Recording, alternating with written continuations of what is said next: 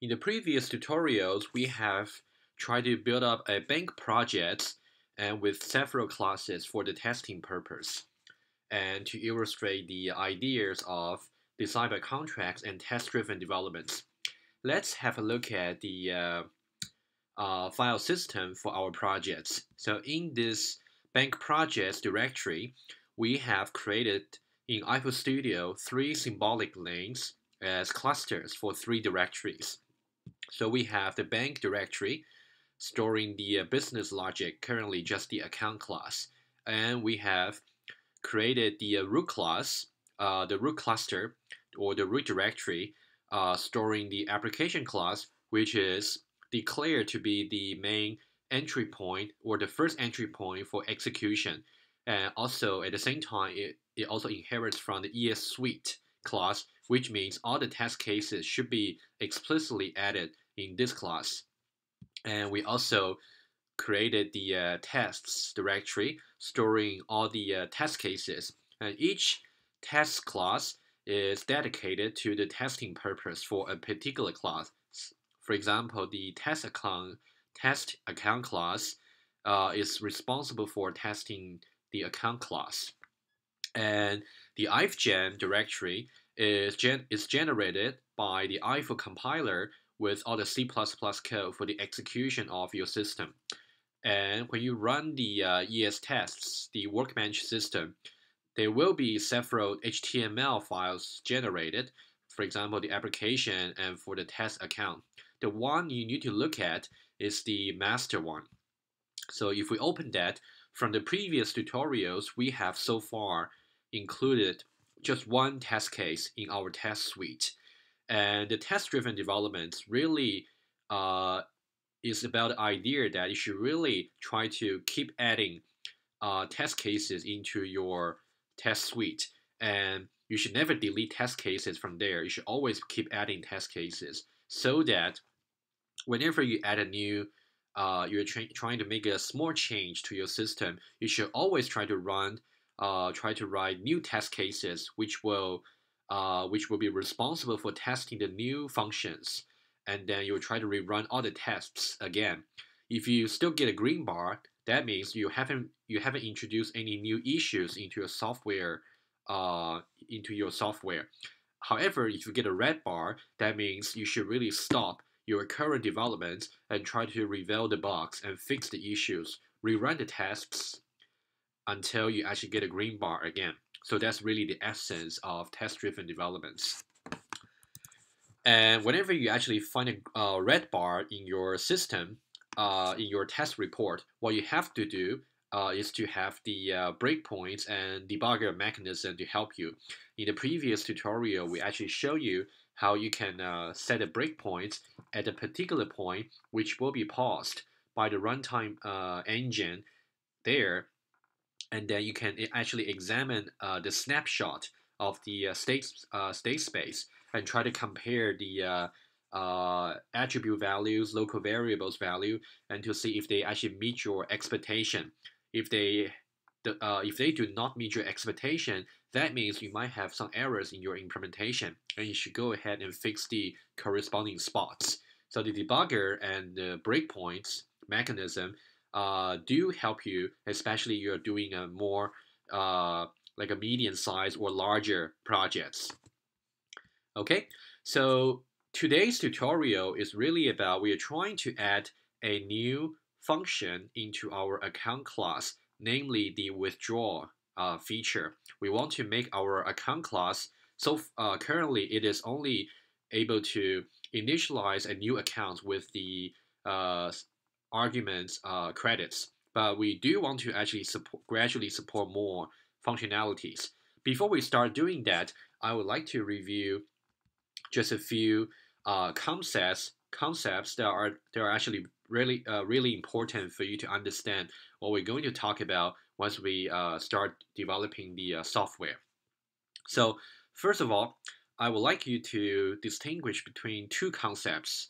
So one is the notion of contracts for design, and also the notion of programs and code for implementation.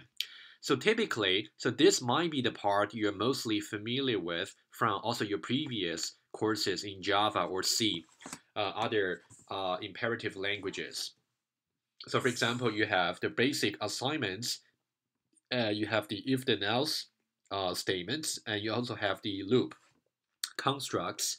So these are basically step by step instructions for you to tell the computer how exactly to achieve what you intend to do. So in this course, we are trying to teach you a new concept, namely contracts, for documenting your design. So as we said previously, contracts in this course, we are talking about preconditions, postcondition, and class invariants. The precondition and postconditions are specific to a particular feature in question. Then class invariants basically constrain the values of the attributes for a particular class. And as we saw before for the account class, we actually want to constrain the combination of the values for balance and credits to make sure the balance never exceed the credits level. And the class invariance is exactly the place to specify such constraint. And we also and I made so here you have to know that for the contracts they are very different from the programming code that you actually write to implement your system, because contracts they are simply just predicates, which means they actually are Boolean expressions. And in IFO, it's actually very beneficial and very valuable because the contracts that you specify either for the features or for the class, they are executable, meaning that at the runtime engine is able to actually monitor the satisfaction of all the contracts you have specified for your system. More precisely, before each feature is executed, the precondition and the class invariants are checked to see if they are established.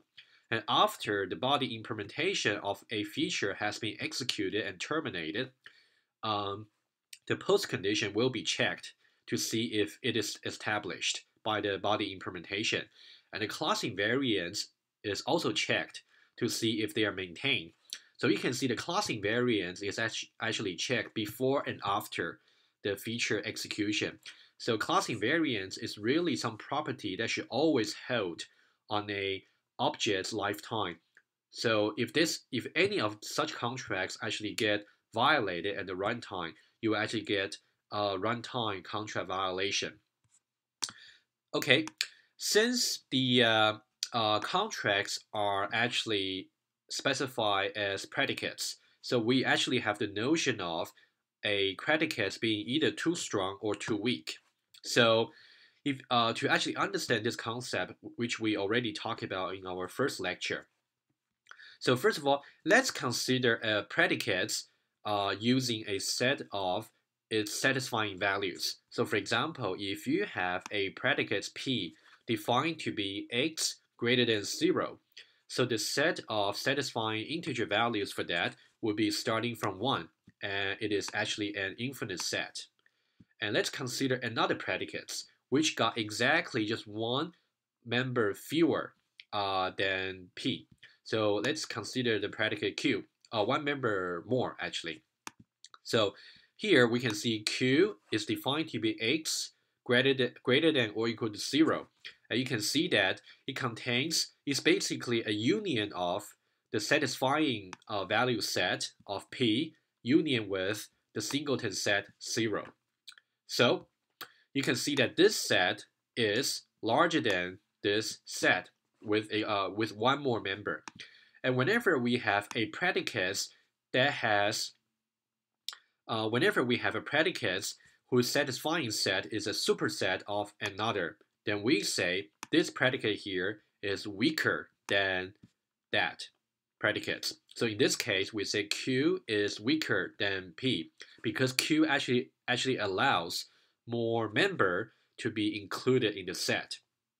And symmetrically, if Q is weaker than P, and P will be said to be stronger than Q because P actually allows fewer members in the set. Okay, so now, for example, we can say, so these two words are actually adjective. We can also use them as a verb. So we can say we can strengthen this predicate P by disallowing the value 0, and it will become P. And symmetrically, we can say we'll try to weaken the predicate P by allowing the value 0. So it will become equivalent to Q. So you should really be clear about the notion between being strong and weak, because in the context of the contracts, which we will demonstrate to you in Eiffel Studio in a moment. So when we are talking about pre and post condition or class invariant, let's take the precondition as an example.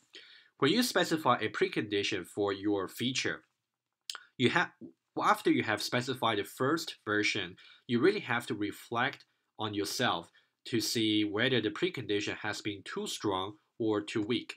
Because the precondition itself is a predicate, so we can talk about either being too strong or too weak. If the precondition is too weak, that means your feature is allowing values that shouldn't be allowed to be called on the feature.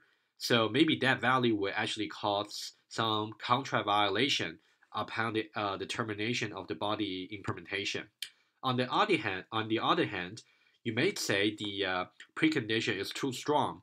That means it is not possible to pass some input value to your feature, although those input values will not cause any harm to your system. So in that case, the precondition is too strong. So we actually see examples in the we'll see the example for our new feature withdrawal to the bank account to demonstrate to you. You really have to really evaluate your pre and post conditions to see whether they are too strong or too weak or just about right. You must be able to judge by yourself with respect to the requirements, of course.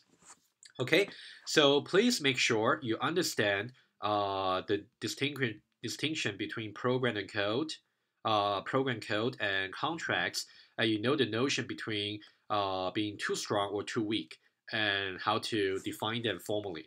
That's very important concept to understand what I'm going to demo in this tutorial. Okay, now let me just go to Eiffel Studio to launch our projects. And as ever, we have to first make sure we are in the workspace for 3311. So we are. So let's launch the version for summer 2015, which is Eiffel Studio 1501, with ampersand to run the Eiffel Studio in the background. And let's wait for Eiffel Studio to appear. So now, again, we have to make sure the project location is correct, correctly specified, and we choose the one that's correspond to the one we just saw, and then we open that. Okay, so that's our projects, and we are going to go to the account class, and just let me remind you again. So let's go to the features panel here on the right, and we have attributes and we have constructor. So that's what we have developed so far. For the attributes, we have the balance and we have the credits. And to constrain the combination of their values, we specify two invariants. The first one being the credits should always be non-negative, and the second one being the balance should never exceed the credits. For example, let's say if currently the credits is 10, that means your balance can only go as low as -10, but not lower. So the credits should really constrain the way, like how much the balance can go below 0. Okay, so basically what we have achieved so far, and we also have the constructor here to initialize the balance and the credits. We have seen that before. And you can also go for the contract view to actually see only the contracts while hiding all the code, the implementation. So we have here you can see the post condition for the constructor, and we also have the invariance for the account class. And this invariant here indeed reflects the first business rule. So always remember to put a good documentation in the class header to actually to state what the responsibility of this current class is. So for example, the account class represents a bank account that allows customers to deposit and withdraw. And the invariance we have specified now so far reflects R1, requirements 1, account balances never exceed the credit limits. So in this tutorial, we're going to implement part of R2. And more precisely, we're going to let the account class to be able to withdraw dollars. Okay, that's basically the purpose of this tutorial. And when we design the withdrawal by following the design by contract methodology, we are going to write the contracts first, namely the pre and post conditions first, before we write the implementation code that is supposed to achieve that, to satisfy that. And even before we start writing the code, we are also trying to exercise test-driven developments. So once we actually get the contracts and the signature of the feature fixed, we can already start writing test cases to make sure we set up the testing infrastructure correctly. And then we can try to write the correct implementation code and make sure when we rerun the test cases, all of them still pass. Okay, let's go back to the basic text view. We'll start doing the addition of the new feature. So currently we have only two feature bookmarks. So we have the attributes and we have the constructor. So the withdraw feature doesn't really belong to any one of the categories. So what I will do is to create a new feature bookmark, and then I would say commands. So you have to be able to distinguish between commands and queries. Commands basically don't return anything. Queries always return something. Commands always will change the state of your objects and queries should not change the state of the objects. Okay, so let's say withdraw. It will take some arguments of type integer just to be compatible with the balance of the state attributes. And as I said before, because it's a command, so we cannot say, for example, to say return a Boolean because it is a command.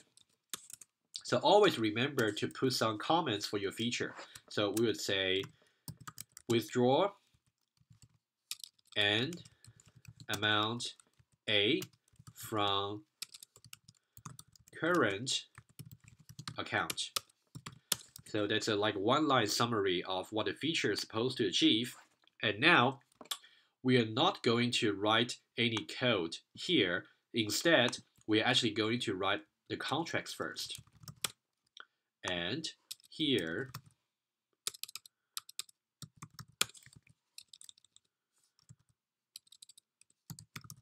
okay, so what's going to appear here under require will be the precondition.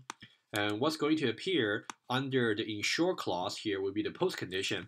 And you will actually have to keep the do here to make your syntax compilable. Okay, so now for the precondition, we actually want to specify the obligation for any client who's going to use the withdraw feature. So as a first attempt, let's say we want to make sure you don't actually withdraw some negative amounts from your account, because if you are able to withdraw minus $100, that would be really great, wouldn't it? But that shouldn't be allowed, of course. So we would say the amount should be, let's say, strictly greater than 0, because it wouldn't really make sense to also to withdraw 0 amount, which has no effect on your system. This is okay. So because a greater than 0 is actually a Boolean expression. However, it would be a very good practice to also give a tag to actually document what the precondition, what this particular precondition is supposed to assert. So we can say not too small. So we are saying the A, which is the parameter of the feature, should not be too small. Okay. And now as for the ensure, okay, because this withdrawal feature is mainly going to be about how the balance is going to be updated. So what we would do is, again, first of all, we get a tag for the post condition to say balance should be properly set in such a way that the balance should be old balance minus A. So here, old is a keyword in IFO. So whenever you have old, whatever expression that comes after the old, in this case, old balance, refers to that expression's value right before the execution of this feature. So when I say old balance, this refers to the pre-state. So right before, so here the equality, so this is the equality here. So here, this is again a Boolean expression. I'm saying right after the execution of this withdrawal feature, the latest value for balance should be equal to the value of the balance right before the execution of the withdrawal feature minus A, which is the argument's value here. And that should be quite straightforward to understand. Okay, so this is actually a reasonable contract for your withdrawal. And let's make sure it is compilable. Indeed, it is. And you can see that now we haven't written any code, and we have compiled the the extended class already. So let's have a look at the contract view again. As you can see now, for the withdraw feature, it doesn't show any of the do part, but only shows the require and ensure with the nice tags over here being informative. Okay, so now because we already have the interface of the withdraw, i.e., we have the parameters, we have the informal comments for its responsibility, and we have the obligation for its potential clients, and we have the benefits of the clients. Remember, it's actually symmetric. So this require here is the obligation of any clients of withdrawal. At the same time, this is the benefits of whoever is going to implement the withdrawal, because this can be safely assumed when you are developing the code for withdrawal.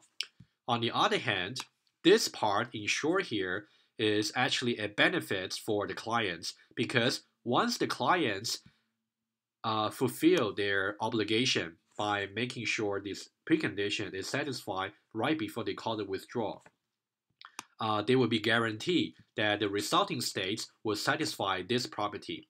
And of course, this ensure post-condition, on the one hand, it is the benefits for the clients, so it is an obligation of the implementer for this withdrawal, because if I am going to implement this withdrawal, I have to make sure, while I can safely assume this is the case when I start developing the code, when I finish my when my implementation finished being executed, this part must be satisfied. So that's my obligation as a supplier. Okay, so you really have to know what the obligation and the benefits between the clients and supplier. You have to be very clear about that. Okay, so now because we are now have a compilable interface, so we can already start writing test cases. Okay, so let's go to the tests cluster, and let me just open up a new tab. And let's go to test account. And the only test case we have got from the previous tutorial is to test the account creation. And we are going to create a new one. So let's call that a test account withdrawal, and make it a Boolean query. In this later in this tutorial, we'll show you another way of writing the test feature. But for now, we still stick with the Boolean query. So because we're going right before we okay. always remember you have to document the intention of the test. So we say test the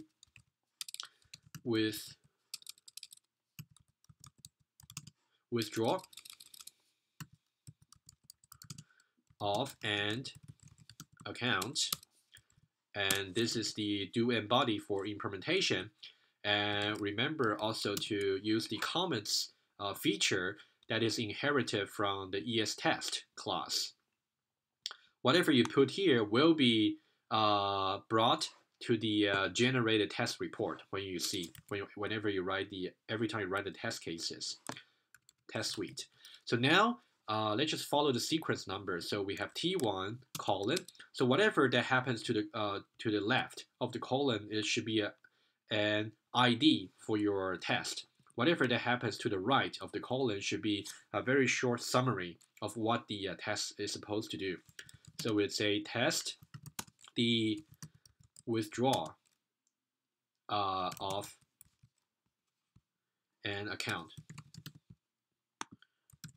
Okay, so now let's make sure it compiles. Okay, so now for each test case, we are actually going to manipulate the business objects. In this case, the business object is of type account. Local variable. So now we just do account, declare some local entity, and now, first of all, we have to initialize that. And because make is the only possible constructor in the account class, so if you do the code completion by typing control space, you will just complete that automatically. So now let's say we have some initial balance of 10. Okay, and after that, we want to assert that because remember, because this is a Boolean query, so the result keyword is available for capturing the final value. So whatever the value that's last assigned to result will be the return value for this feature. Okay, if you are not sure about this, please refer to the previous tutorial videos. So we'll say, so because we have two attributes in the account class, so we want to make sure both of them are set correct. So we would expect, because this 10 is supposed to be the new credits, so we would say acc.balance after initialization should be 0 and acc.credits should be equal to 10, which corresponds to the argument value that we pass here.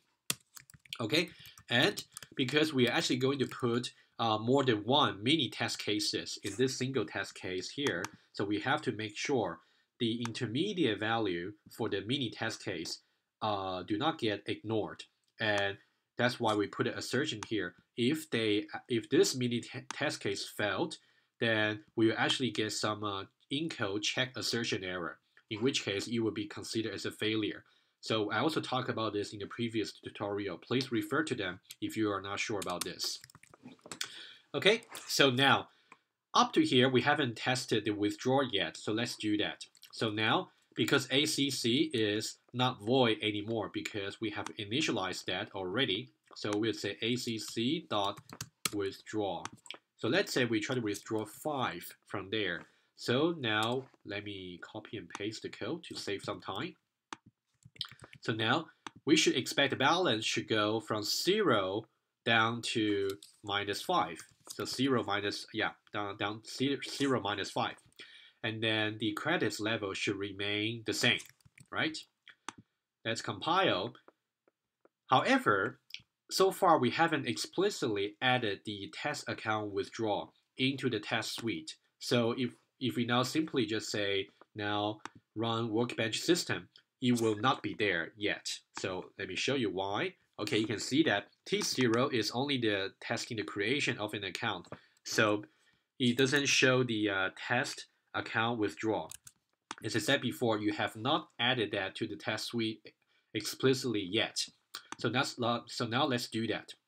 So now let me copy the name of that. We have to go to the make feature for the test account.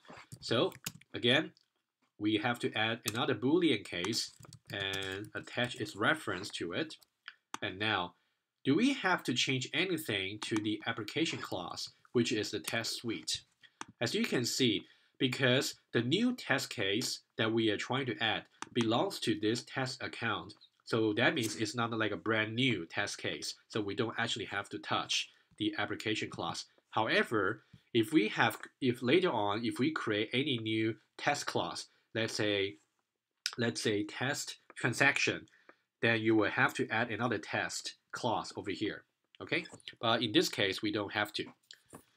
Okay, so now that's all good. So let's go back to here because we have added the Boolean test case already, and let's recompile. And now let's launch the workbench system. Okay, you can see that now T1 is really there. However, we get it fail. Okay, it's actually expected because we simply haven't done any implementation yet. Okay, that's why we cannot satisfy the post condition. Remember, let me close that. Let me go there to show you, because you can see the current setup for withdrawal is we do have the pre and post condition. And when you see the test case here, actually let me just run the execution mode to show you where the contract violation occurred. Okay, if we, instead of running the workbench system, let's start the execution here.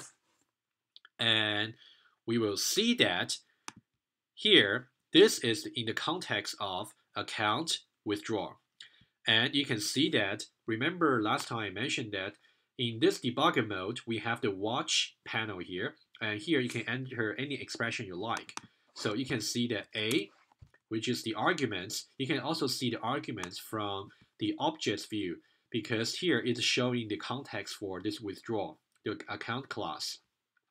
So you can see that there's an arguments tab here, and you can see 5 as well here. So it's consistent information here.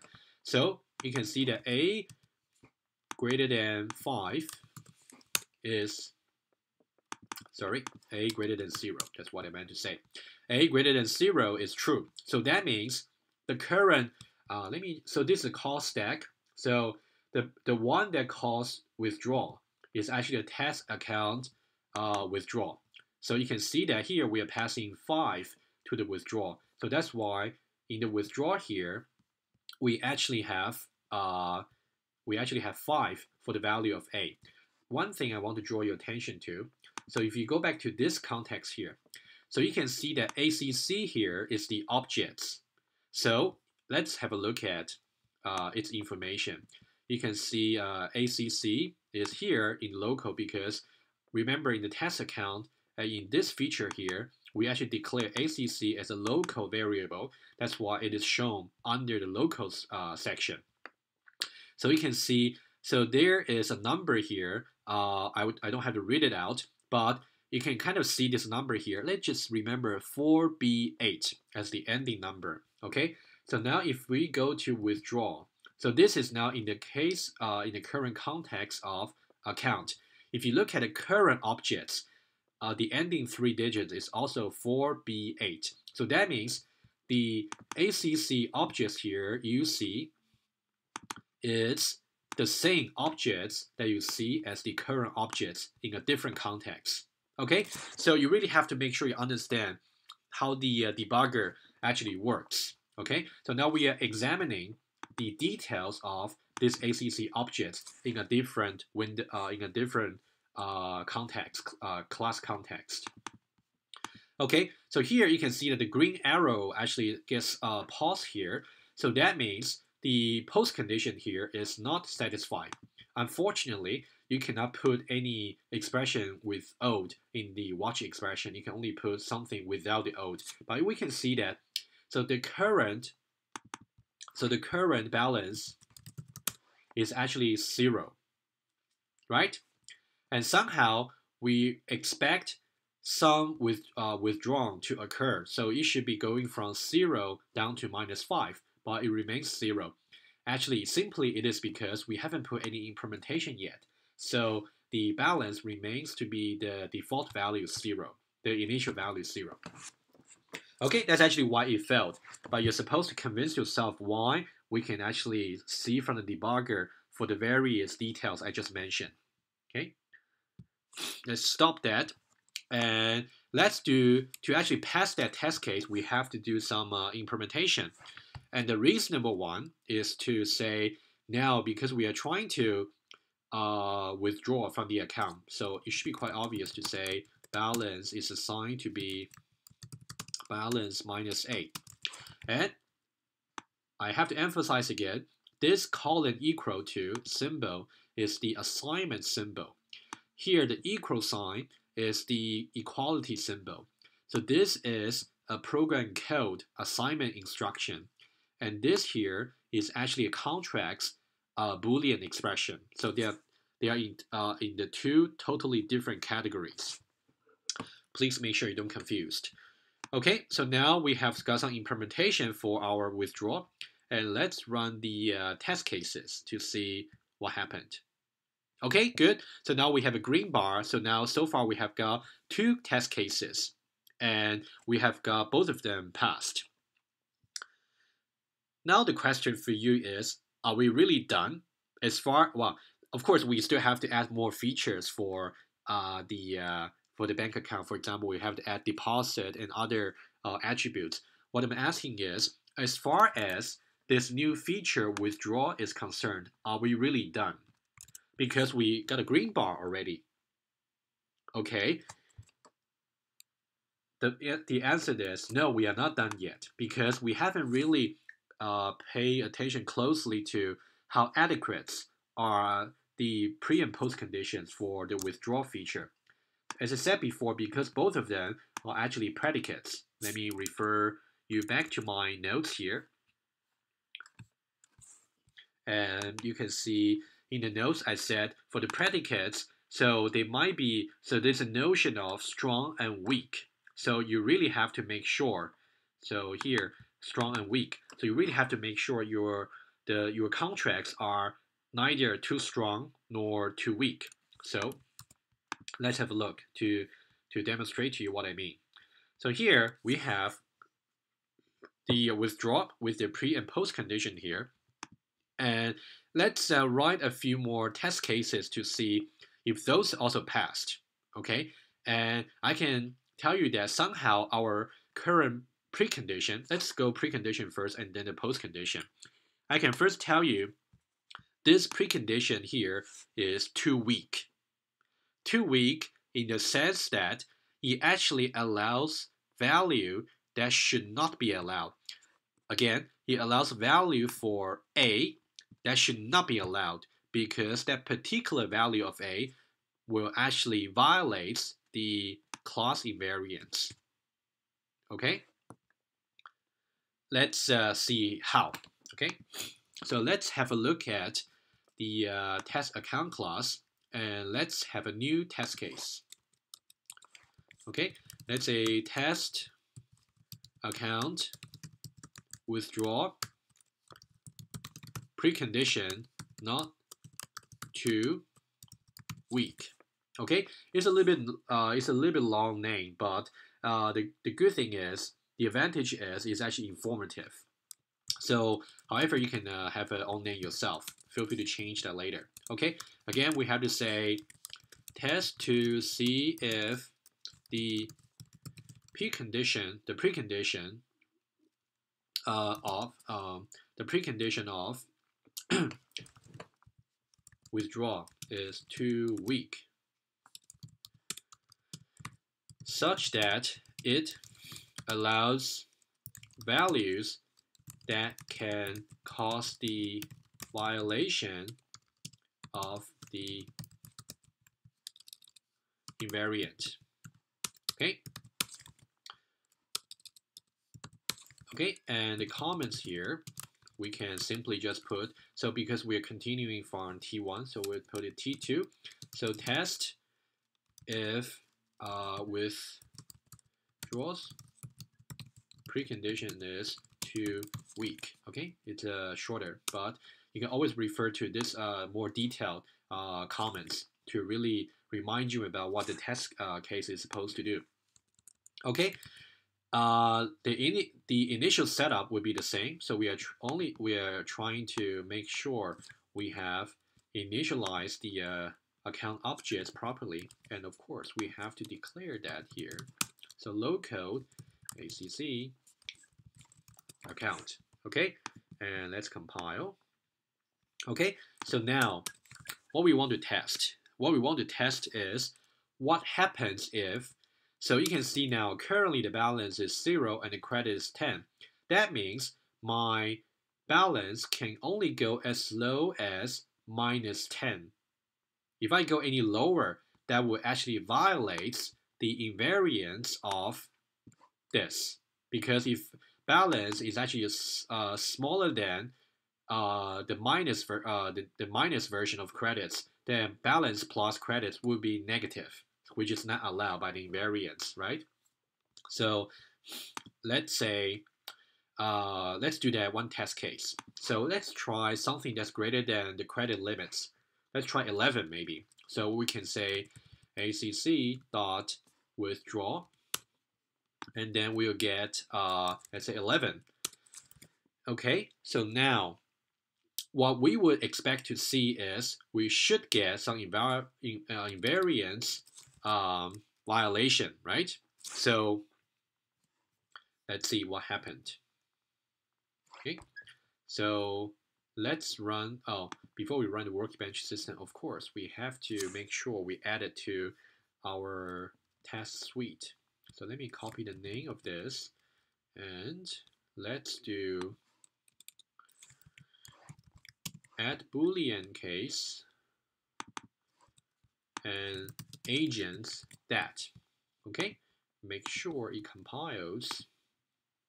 Okay, so now let's do the following. So run workbench system. Okay, we got a red bar, and you can see the class invariance violated. And let's double check on the execution mode. So let's run the execution and to see where it stopped. Okay, so you can see that we have an invariance violation, and it is here. So you can see balance not exceeding credits. It is initiated from the withdrawal. You can see the invariant is checked after the postcondition is checked. And this is actually from the test account withdrawal precondition not too weak feature here. So when we were trying to withdraw 11, we actually caused the class invariance violation. Okay, so now let me stop that. So now you see the problem is when we are trying, so here what we have is we actually have some contract violation, which is the invariance violation after the withdrawal is executed.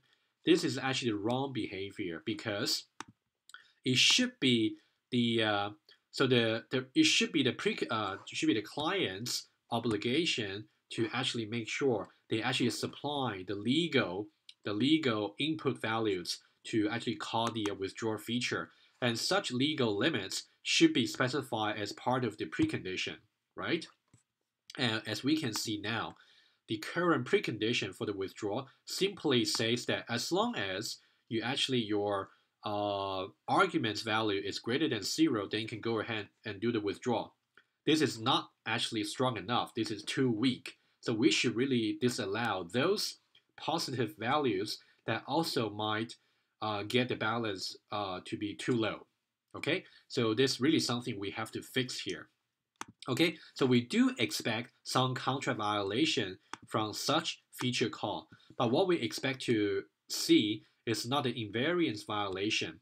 What we expect to see is the precondition violation, because we want the customers to realize that it should be their responsibility to do the withdrawal only when it is safe to do. Okay, rather than just let them call the feature and violate the invariance and break the integrity of the system. Okay, so what I will propose is we can actually get some precondition here. We should add some. So let me put a tag here first. So just not too big to make sure your argument value would not cause your balance to go too low. Okay, so how should we do that?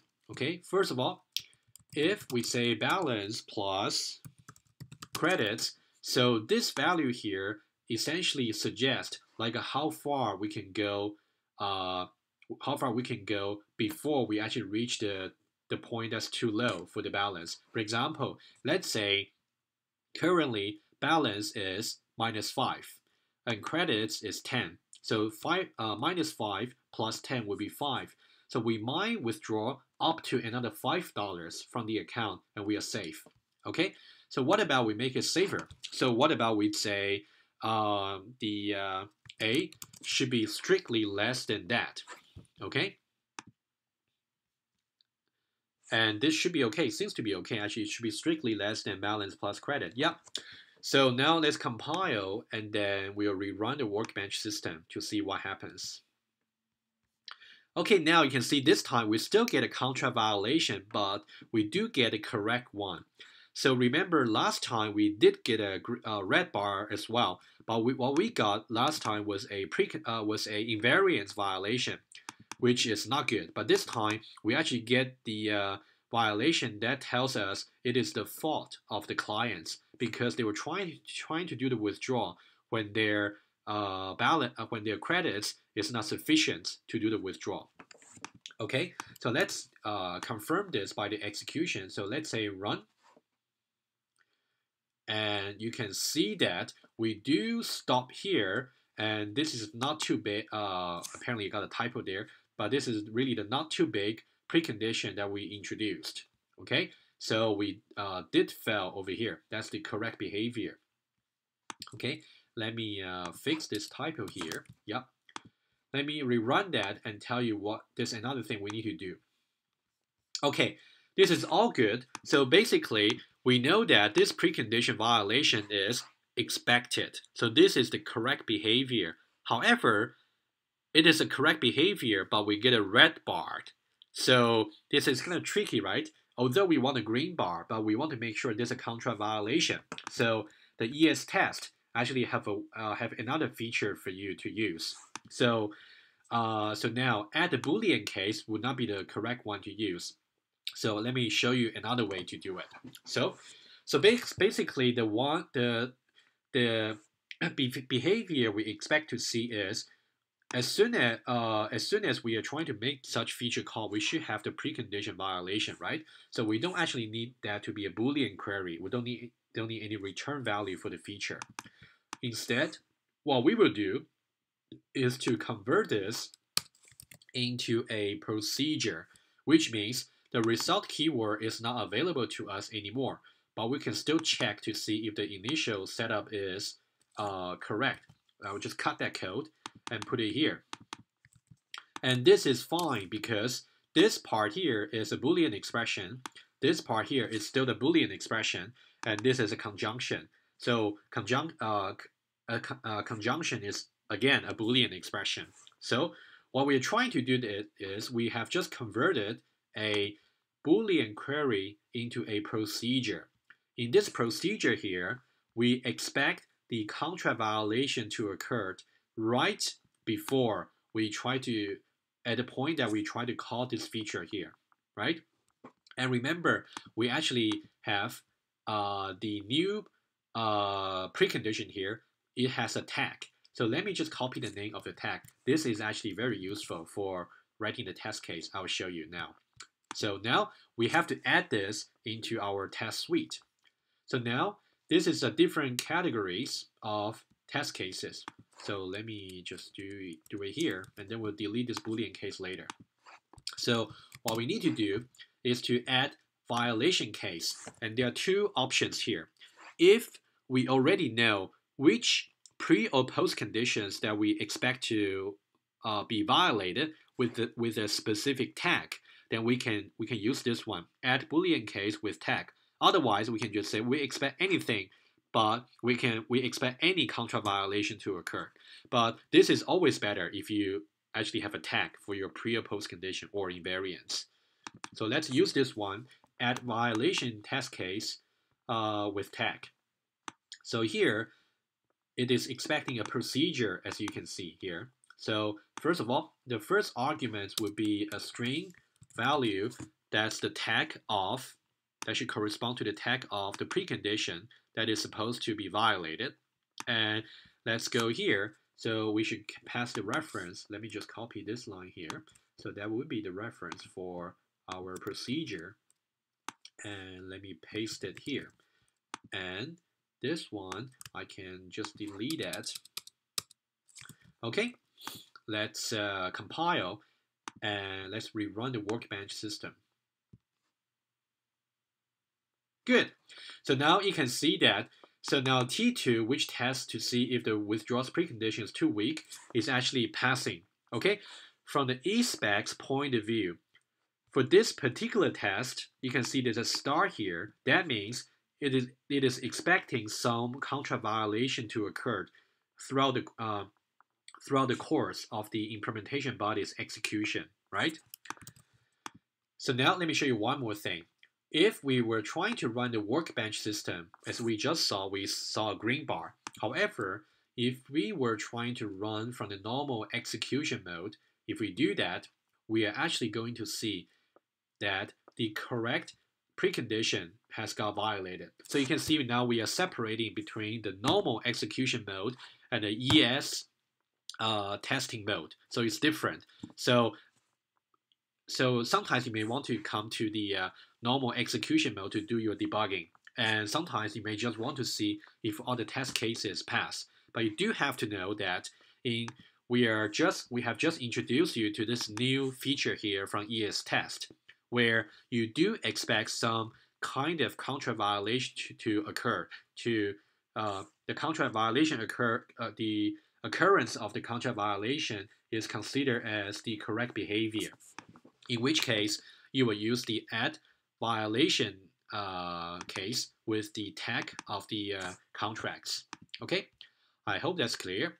Okay, so this is about how we can fix our original precondition because we thought this is simply too weak. Okay, but now that fixing one aspect according to one small example doesn't really mean you're done, right?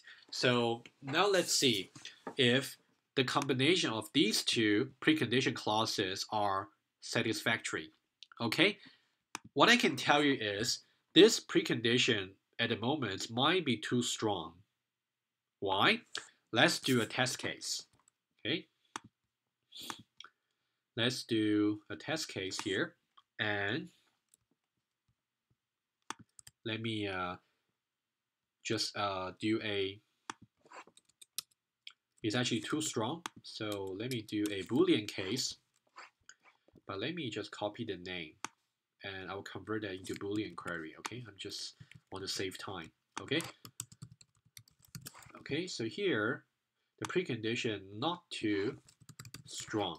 Okay. So what I'm claiming now is the combination of these two preconditions are too strong, okay? Which means it actually disallows values that should be allowed because those values would not cause any harm to your system, which means they would not violate the invariance of your system. Let me show you what I mean. Okay, so now we are doing a Boolean query. Let's fix the context. Always remember, doing copy and paste is fine, but you gotta make sure you fix all the relevant information accordingly. Test to see if the precondition of withdrawal is too strong, such that this allows values that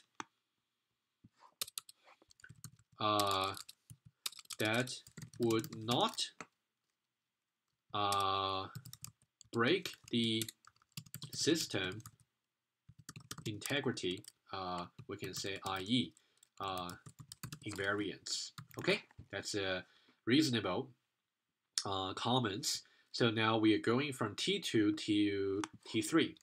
Okay, and now we want to test if withdrawal precondition is too strong.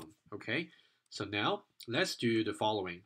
Okay, so because now the result is again available to us because the Boolean query. So let me just do it in the proper way. Okay, check result and for the mini test case. But now, what about, so here we have initial balance being 0 and the credits being 10. What if we were trying to withdraw 10? So this should cause the balance going from 0 down to minus 10. So minus 10 plus 10 is actually 0. And this certainly will not break the invariance, right? Let's double check for that. If you look at the invariance of the account class, so this is exactly the invariance we are concerned about. So the new balance will be minus 10, and the credits remains the same as 10. So minus 10 plus 10, of course, is greater than or equal to 0. So we should be okay. So that feature call should succeed. And what do we expect to see afterwards? So let me do the copy and paste again. So about the balance should go from 0 down to minus 10. And the credits should remain 10, right? So we should expect this Boolean test case to succeed. Yeah. So let's copy the name of this feature here. And then I'm actually going to say add Boolean case agent and that. Okay. Let me put a little bit better comments here. So we can say preconditions for withdrawal. And later on, we'll have the section for postcondition for withdrawal. Okay. So now, let me run the workbench system. So you can see that one actually failed. Somehow, we would expect calling this 10 here should be allowed. But what we got here is a precondition violation. So that means somehow the precondition disallows this value here to be called on the withdrawal at the current state of account. Okay, so let's see to see which precondition has been violated. Okay, one thing you have to be very cautious about when we are trying to run the execution mode again. Okay, it's actually going to run the test cases one by one. Remember the previous one that is put before the current test. So this is the previous one we put, right? This one, a violation is expected. So when we actually run this execution here, we are actually going to see the contract violation for this one first.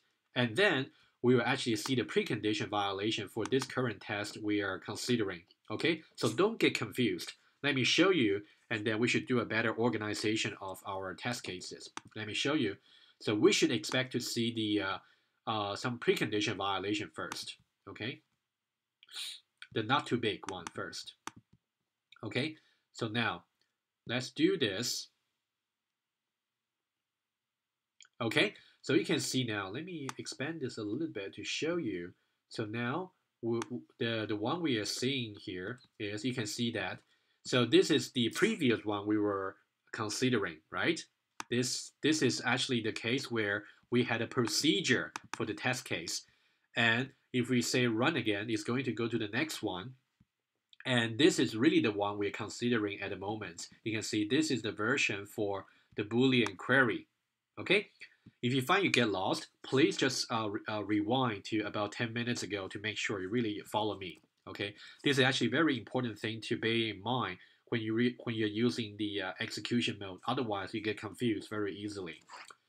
Okay, so now this is how the withdrawal actually failed, and let's have a look at the call stack. So we were trying to do the withdrawal of 10 from balance 0 when the credits should be sufficiently enough for the withdrawal to occur. However, we actually have some precondition violation. Okay, how come? Okay, so let me to show you from the watch expression, let me show you how to delete the previous expressions we have set up. So you can select them, and then there's a cross mark here, you can remove them. So now somehow, let's see what's the value. So A would be 10. So we were trying to withdraw 10, right? A. You can also see A from the arguments part. So here we can see balance plus credits is actually 10. So that means we actually have the scope of 10 to be withdrawn. However, withdrawing 10 wouldn't allow us to do that. So what's really the problem here? Okay, so it turns out here we actually put a strictly less than, which means this 10 is not strictly less than this 10 over here. So this expression here evaluates to false. Let me double check for you. So here, let's evaluate this expression. Yeah, that's why we got a postcondition violation. However, because we do expect, in this case, this value of 10 should be allowed. So somehow our precondition here is way too strong. So we have to, as I said before, if something is too strong, you have to weaken it. So that means we actually want to include the case, we want to allow the case where the A is just equal to balance plus credits, okay? Which means the new balance will just be minus credits, which is okay. This is indeed allowed for the invariance, okay? Let me stop that, and then let me go back to the account class, and let me go to withdraw, okay? Let me just copy that, and then I'll comment out the previous one, so to keep a record, okay? So basically, this one here, this is too strong, okay? Okay, and now what we should do is to weaken this precondition here by including the case of 0. Okay, let's compile and let's rerun the test cases. Okay, good. So now we do have a green bar for our new test cases. So now you can see so far we have got 4 test cases, right? So now we have got some reasonable precondition here. Of course, it's actually an iterative process. For the purpose of the tutorial, I'm just showing you 2 steps of improving the preconditions. So, but in your actual projects or assignments, you're actually supposed to do as many iterative steps as if needed, to gradually fixing your preconditions or postconditions by using examples that you think would test different aspects of your system. Okay. So now, let me tell you a little bit more about the postcondition that we have over here. So what we had before was, we said, given that the precondition, so currently the 2 preconditions here are satisfied, as long as we execute the implementation here, we would satisfy the postcondition, right? Now, is the postcondition really good enough? Okay, remember what I said before. The postcondition here is the benefits of the clients, and it would be the obligation for the supplier of the withdrawal feature, right? So now, to decide whether the current postcondition is satisfactory enough, we have to know we as a customer, are we really happy enough to see as long as the balance is equal to the O balance minus A, then we're happy. Really? Okay. What about I try something for you? Okay. Let me try to see. I can tell you first that this here is actually way too weak. Okay. So somehow this current postcondition here is too weak, because here you can see we happen to get a very good supplier of giving us the good code for updating the system. As you can see, somehow balance equals balance minus A, and although there's no mention about the credits, that means implicitly credit remains the same, right? So let me what if let me just give you one test case first, and then I will demonstrate my point. Okay. So what I want to do now is to make sure that our postcondition is now too weak. Okay, we are actually going to need a Boolean query for that. So let me just copy this part, and then I'm going to modify accordingly. Test account withdraw postcondition not too weak. Okay, test to see if the postcondition of withdrawal is too weak,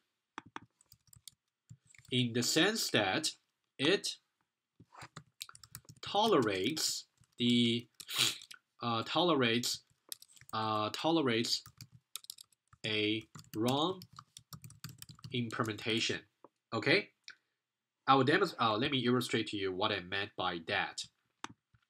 As I said before, this part is actually a secret from the client's point of view, because usually the clients, their view is really the contract view. If you switch to the contract view, we only see that we as a client, we only see the pre and post conditions for this feature here. We have no idea whatsoever how the post conditions are satisfied. If they are satisfied, is that really enough for us? Okay, that's really a question you have to ask yourself. Okay, so now if you go to, let's now switch to the supplier's hat.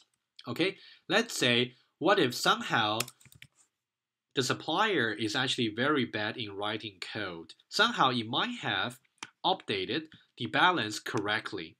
However, it's actually going to change the credits in a way that's not intended. Okay, so this is to say, if the balance after being decremented is actually become negative, then we will actually do the following. We would say credits is equal to minus balance. Okay, for example, let's say this is to say, let's say currently if the credit, let's say currently if the credit is 5 and we are trying to withdraw 4, okay, and the balance, oh, okay, let me say it again. So let's say currently, let's say example, say balance equals 0 and credits equals 5, and A equals, let's say 3, then credits will become 5. It would become, okay, so balance will be balance minus A. So balance minus A will be minus 3. So it will become 3, right? So that means somehow we have changed the credits, but credit is supposed to be remain untouched. But somehow this is how the bad implementation is going to implement our withdrawal feature. But somehow it can get around with that because the post condition does not mention anything about the credits, how the credit should be changed, right? So let me demonstrate to you what I really mean, why I really bother mentioning this to you. Okay, let me just put this in a more appropriate place because this is really the part that's a bad implementation. Okay, let me go to create. So we are trying to make sure the post condition is not too weak. Okay, so let's say we are trying to do, let's say we try to do 6. Okay, so we should expect to see after the initialization we have from 0 down to minus 6. Okay, and then we should get also the remain. Also, we should get the credits remaining 10. Okay. Okay, so you can see here, this check assertion here is from our point of view. Okay, from our point of view as a customer. Okay, well, as a tester actually. So we are trying to test to see if after the account is withdrawn $6, then it will become minus 6 and then 10 for the credits, right? Okay. Let's copy the name of this feature here. And let's post conditions for withdrawal, add Boolean test case. And let's put it here. Okay, let's compile and let's see what happens.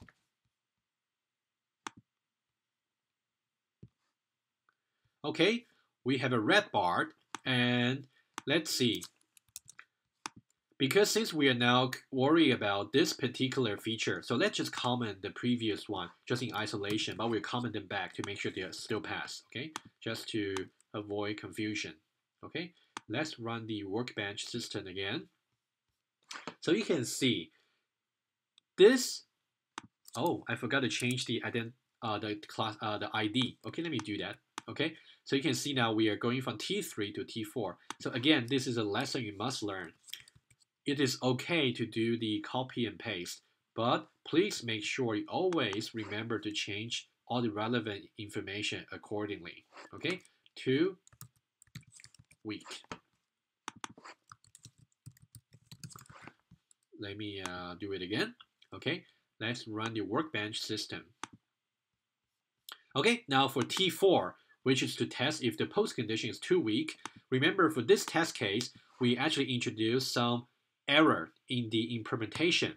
So we should expect to see that the benefits of the clients, which is specified in the post condition, should be violated.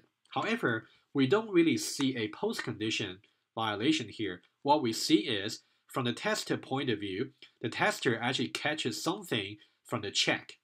Okay, let me close that. Let me show you what I meant by that.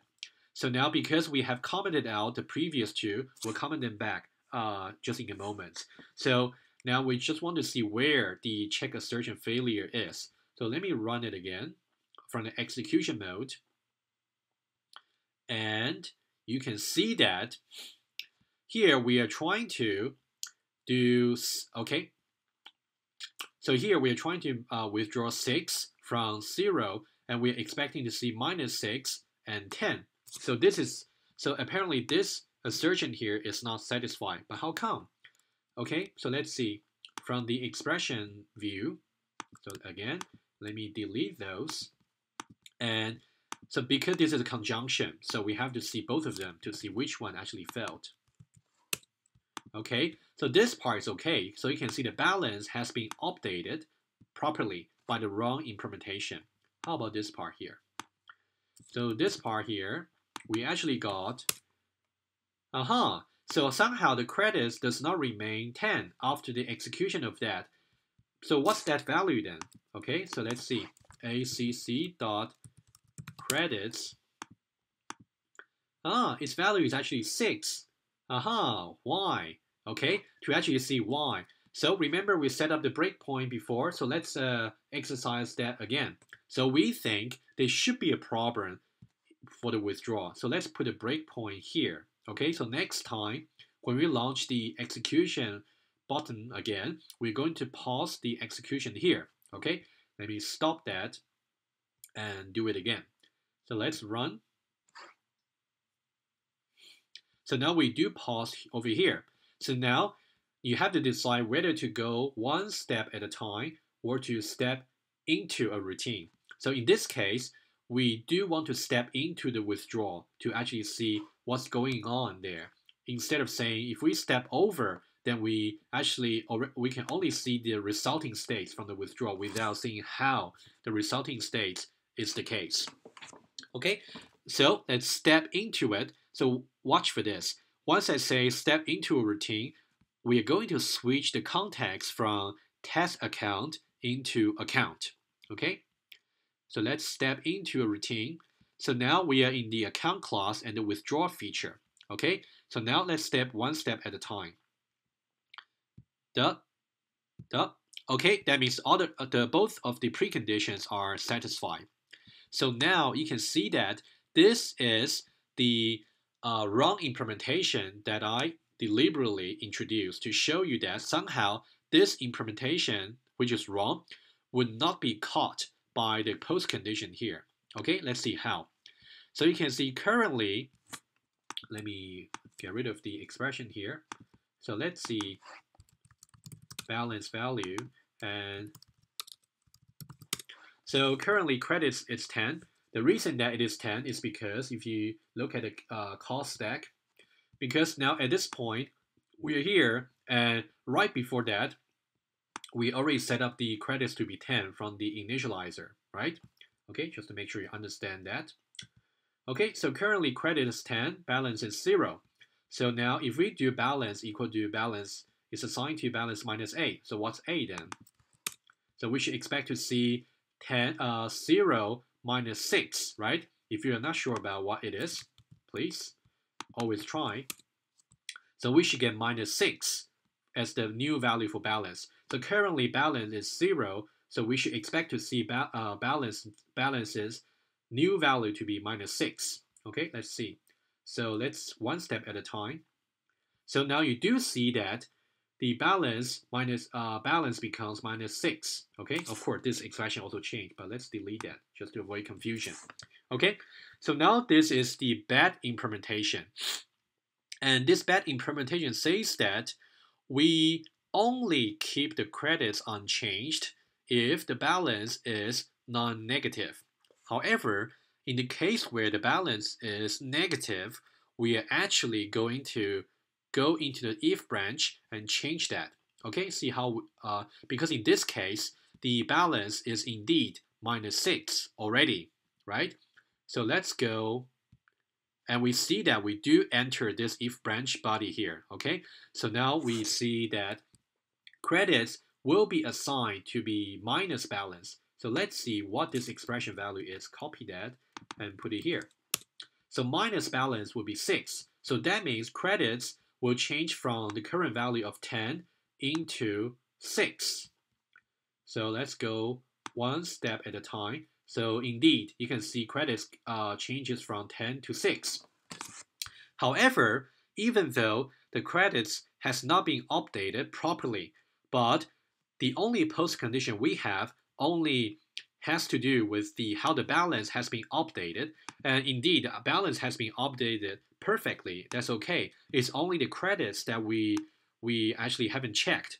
So unfortunately, you can see the postcondition passed, and also the invariance also passed, and that's really the thing. So you can see, so the only place we can actually realize that there's such a problem for the withdrawal implementation is when we are testing the surface of the supplier.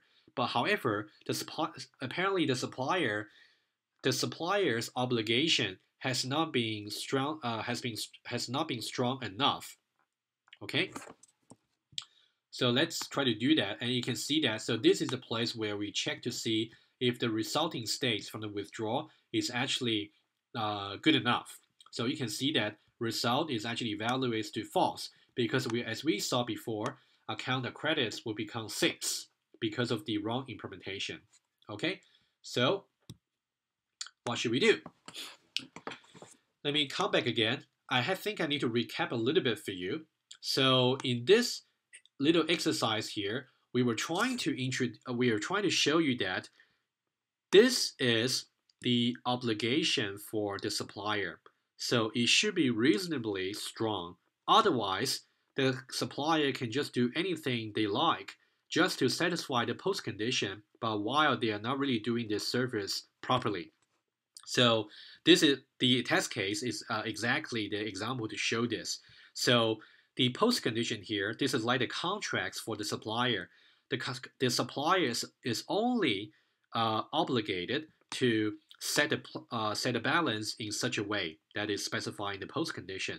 However, the supplier has no obligation whatsoever as to how the credits will be modified. So that's why, even though we actually got some apparently wrong implementation for the credits, the supplier can still get around with that. Okay? Get away with that. Okay? So now, what we should do is to actually have some postcondition that can effectively capture this error here if there's any wrong implementation like this appearing in the secrets of supplier. So apparently, we have to put another constraint on the credits. So we'd say credits set here. So we'd say credits is equal to O credits. Okay? So this is to say, while the balance should be updated in this way, credits should remain the same. There's one important detail for you to important thing for you to notice. This is the implementation, right?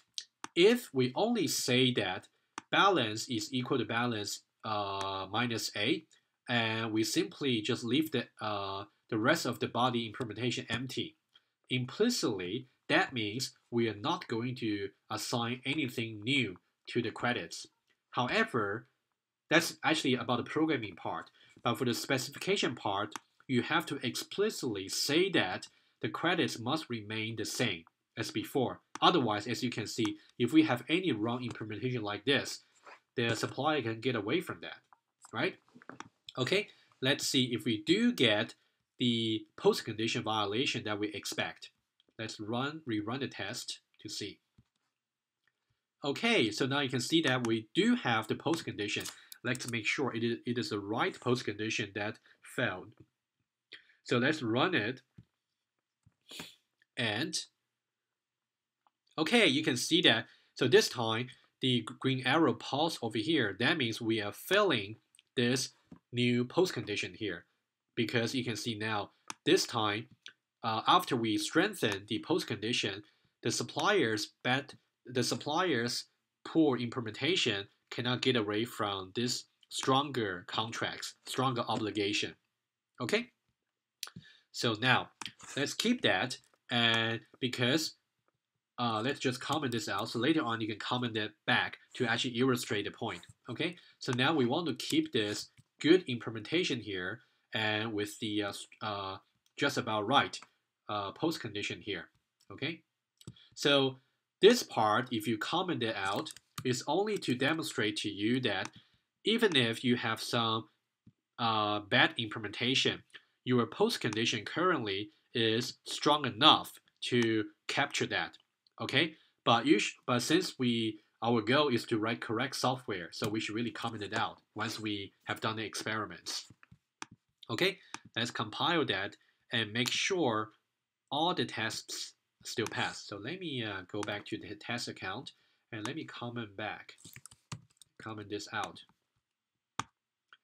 Recompile, and then to make sure everything still compiles. Yes, indeed. Okay, compile again and rerun workbench system. Okay, so you can see we have extended in this tutorial 4 test cases into the into the single one that we have developed from the previous tutorials. So we have done 2 test cases. We have done 2 test cases for the preconditions of withdrawal. We have done 1 test case for the postcondition of withdrawal, and we have done also some basic tests for the withdrawal. Okay, so you should really play around with the pre and post conditions and make sure you can reproduce what I have shown you. It might be good, since this is T4, so it might make sense to put it right after this, so we actually get a sequence right in the test report. Okay, let's compile, and then we will rerun the workbench system. Okay, so now we do have T1, T2, T3, T4. Okay, that's good. Okay, so let me recap before we end the tutorial. So in this tutorial, basically, I was trying to demonstrate to you that you should really know the difference between the contracts and program code. And for the programs, of course, you have assignments, if then else, and loop. But for the contracts, it's always for specifying Boolean expressions or predicates for your program about what should be required and what should be ensured before and after, respectively. And okay, the notion about being too strong or too weak, as I demonstrated for the precondition and postcondition. So you should really think about in your own cases, you have to be able to judge by using some test cases to make sure for this particular example that should have been caught by the precondition, it should be caught. Okay, if it should be caught but it is not caught, then that means your precondition is too weak, right? And etc. Okay, so now that would be it about this tutorial. And in the next tutorial, we will actually try to show you how to do another extension to your bank projects, which is about introducing a new class of transaction, and to satisfy. Let me remind you that in the bank requirements, so far we have satisfied for the withdrawal. So we are going to put extend with deposit, and also to introduce the notion of time, because as you read over R3 and R4, It's actually about you want to be able to do withdraw and deposit on a particular dates, and that's going to be the purpose of the next tutorial. So that's what we'll do. Stay watching.